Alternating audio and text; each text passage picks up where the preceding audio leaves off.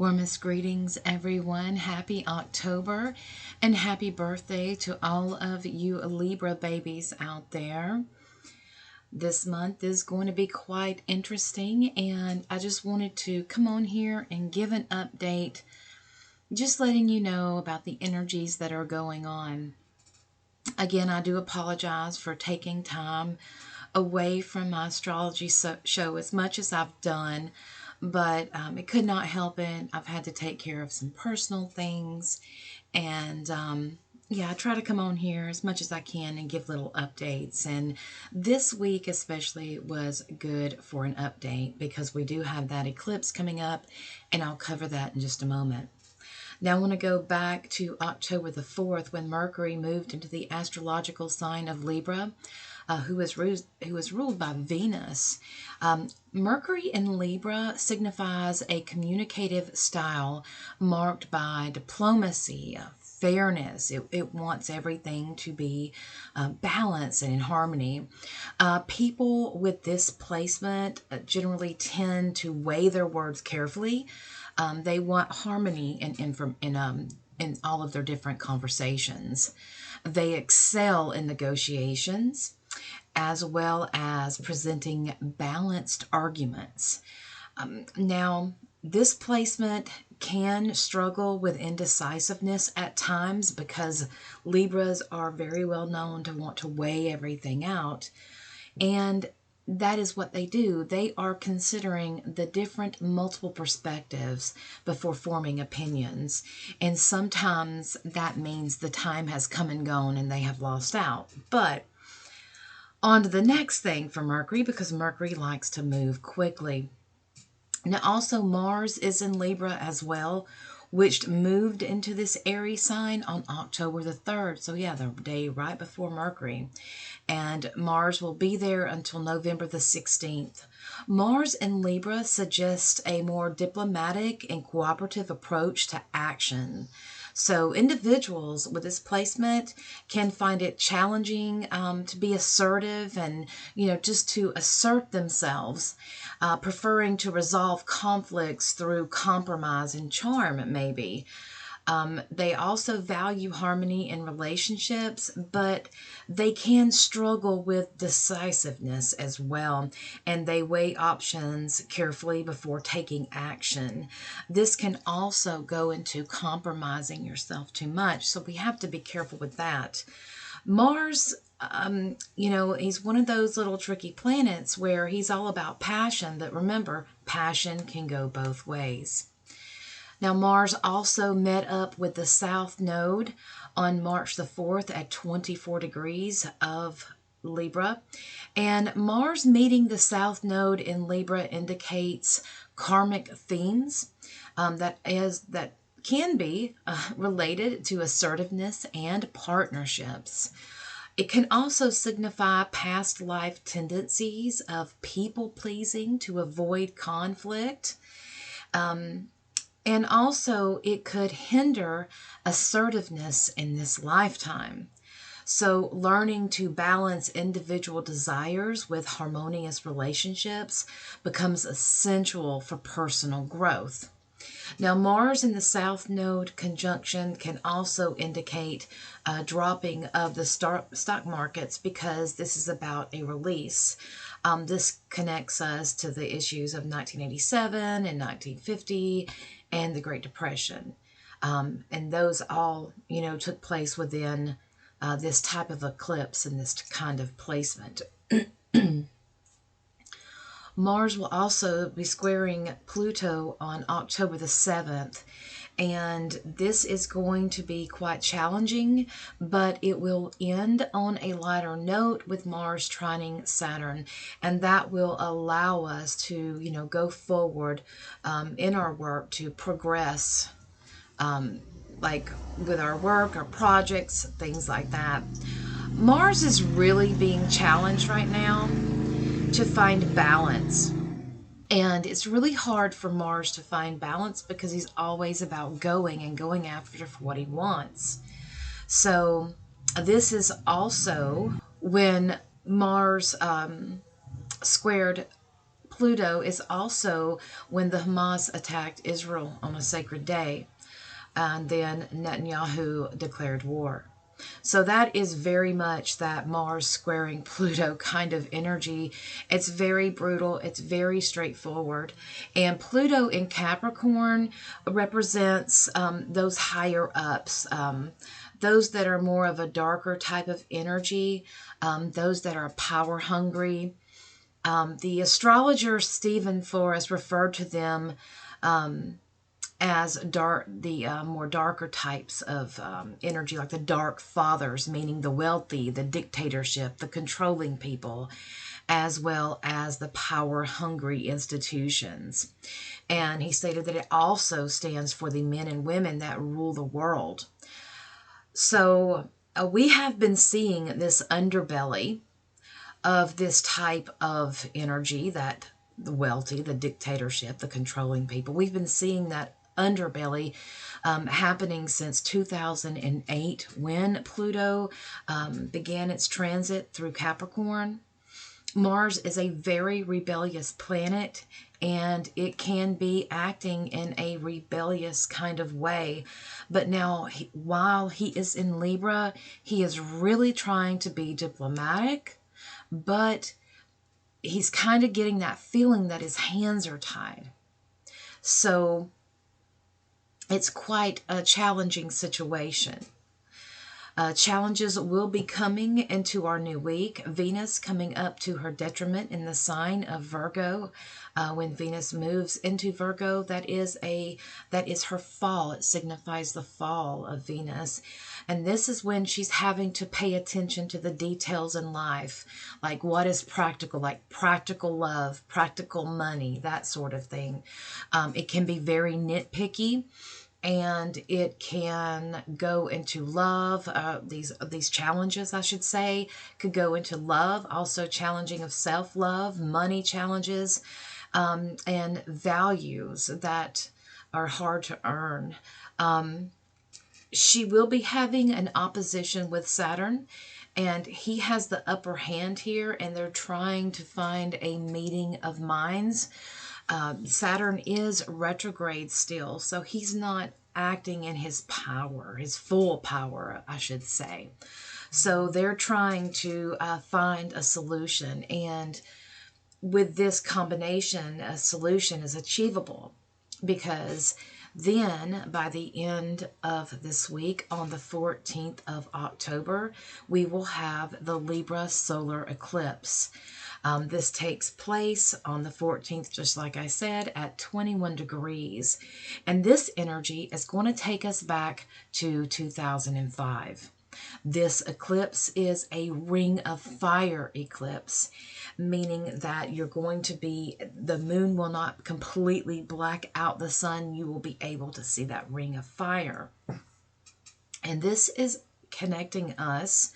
I should say the solar energy will reveal what has been hiding in the shadows, or hiding in our subconscious. This is connecting us to the dark side of the moon.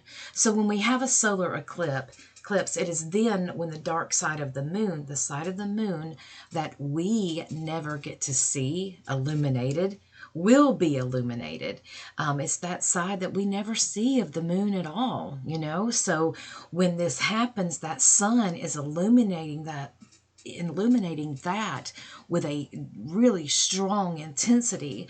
So this will have things that have been in the subconscious illuminated, those things that we were not paying attention to. And this will illuminate the subconscious in every area of our lives, and no matter what that may be. This energy will affect us within for the next 6 months. So this is also going to be including the energy of the South Node, which is about letting go and release. It's about moving past something. We can look back at our patterns in the past and see how these cycles of change keep showing up in our life. So that is really good. This is a reflective time of year. We are in our harvest season, so we will be coming into Halloween, what's commonly known, but its name is Samhain, and that is when we will begin to enter the dark half of the year. So with this harvest time, it is about reflection, and that very much is about finding that harmony within us. So eclipses are the darkening of the light. It is when the moon travels between the earth and the sun. It is a new moon. So this is going to have that new moon energy, very much so.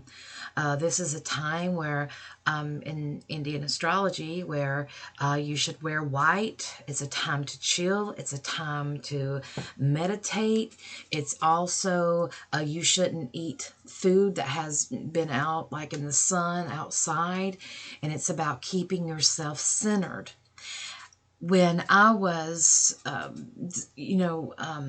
researching eclipses many years ago, I was reading that our ancient ancestors thought it was unlucky to be out and witness the eclipse, to see it happen. I was one of the lucky ones that got to see it, the eclipse, when it crossed the United States from the northwest and it went all the way to the southeast back in August of 2017. And I will tell you that after I did witness that, after I experienced that energy, which was, I'm telling you, it's really hard to explain. It's like that moment, it just felt so light, and you could see visibly the change in it, the darkness. It was just, there's just no words to describe that. But after I witnessed that, my life changed completely. So I will not be trying to see this eclipse. If you want to do that, that is completely up to you. So yeah. But eclipses is considered like a time of baking in. It is an energy that is forming that will move forward with us for the next 6 months. And it's about finding equilibrium. So it will make a little bit of a cross across the United States. It's going to start in Oregon and go down. It'll be ending, I believe, in South Texas. So I will say that another eclipse will cross the United States, like sort of like the one that happened in 2017, but it'll be the other way. It'll be coming from the northeast heading to the southeast, and that will be in April of 2024. So this is going to be making a complete X on the United States, which can mean that the U.S. will play a prominent role in global affairs. Now, this new moon solar eclipse is going to be ruled by Venus, and she is about love and beauty and harmony as well. She's also about money. She likes the finer things in life. She connects us to the earth, to our senses, to our taste, to our feeling. She also is connecting us to food and agriculture. So there is a big variety here that she encompasses. I do want to say that Jupiter, which is kind of odd because he's normally in the picture, but Jupiter is in Venus's house right now, and he's really not in the picture of this eclipse, and he's just not able to be in a part of this energy, but normally he is. So that is rather interesting. Now, also, that's something interesting is that the stars Arcturus and Spica, or Spica, as some people like to pronounce it, are located on this degree as well, and they are associated with success, protection, and goodness. But, this is close to the South Node, so this can be a draining type of energy. And luckily, we have Isis there too. And Isis is about fixing the broken, those things that seem seem like it's hopeless and that it's unfixable, that it's irreparable at first. Remember, Isis gathered up all of her husband's parts. It was a process. She worked diligently on it. She had a focus. She had a goal that she was wanting to do. So this is resurrection energy. She brought Osiris back to life. Isis floods the Nile River, so she is a saturation of water fertilizing the land, and nature is really highlighted here, and this is fertile for for the time to be in harvest. This moon and all this is very fertile energy, so it is a really good time to be able to release something that's holding you back, that you've been having a hard time letting go of. And maybe we shouldn't think of it as releasing, just more of moving forward, without it, maybe growing in a different way. What I do like about this is the Sabian symbol is a child giving birds a drink at a fountain. The key word is solitude. And this symbol is about helpfulness, it's about friendliness, it's about being considerate and kind, having sympathy. This is about true sharing. This energy is one of sweetness and kindness. It's like a return to innocence. So that is really what I'm feeling from this eclipse. Now, some of the times I want to go back to this eclipse energy is taking us back to December of 27th of 2004 to June the 22nd of 2006. So what were you doing there? This is the last time we had the North Node moving through Aries, where the South Node was moving through Libra. This is like, the head of the dragon is in Aries and the tail of the dragon is in Libra. So also that will connect us back to April 1986 to December 1987, and then August the 20th, 1967 to April, about mid-April 1969. So yeah, this is connecting energy, and that's what astrology does. We are looking at past cycles. We are seeing what's going on, and this is something that you should be doing in your life as well. You can look back, what were you going through from December of 2004 until June of 2006. What were you going through? How about in April of 1986 to December of 1987? This is some, interesting times there that we should, really consider and really look at and reflect back on that. How have you grown? How have you faced your challenges? Are you noticing cycles that are going on? Are you able to see them? Are you able to self-reflect on those? So how this is going to impact signs. So for the for Libra, Aries, Cancer, and Capricorn, those signs are going to be recovering from a breakdown.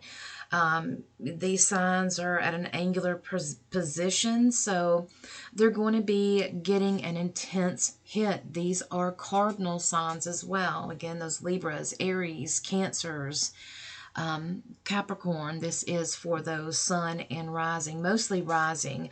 I look at the rising signs because that is what you're putting out. Remember, the sun, I will say this, that when I'm saying these signs, if your sun is in those signs, that could be connected to your father or, your father figure. It's about your career and your purpose, whereas the moon is about your mother figure, your home and your body. So when I say rising, which is also called ascendant, that is all around. That is you putting yourself forward. So for those cardinal signs, this is a big deal eclipse, and it will be affecting your life in a pivotal way for the next year. So Leos and Sagittariuses are in sextiles with this eclipse, and so they're going to be riding this wave. They're just 2 houses away, so they'll be riding the wave. They're like, you know what, this has changed, but we're going to roll with it. And the trines of with Gemini and Aquarius, they're rolling with it as well. So overall, Leo, Sagittarius, Gemini, Aquarius, you're going to be okay. You're going to roll through this. It's the cardinal signs that are really going to feel this hit. But we have Saturn that's there as well. Saturn's been playing that been playing strong in our charts and offering offering us stability. Saturn isn't always a bad thing. Saturn offers us great stability and gives us wonderful roots to make sure that we can withstand these strong storms. So that is it for the Astro Update for October the 8th of 2023. Thank you so much for listening, and I'll see you next time. Celestial blessings to you all.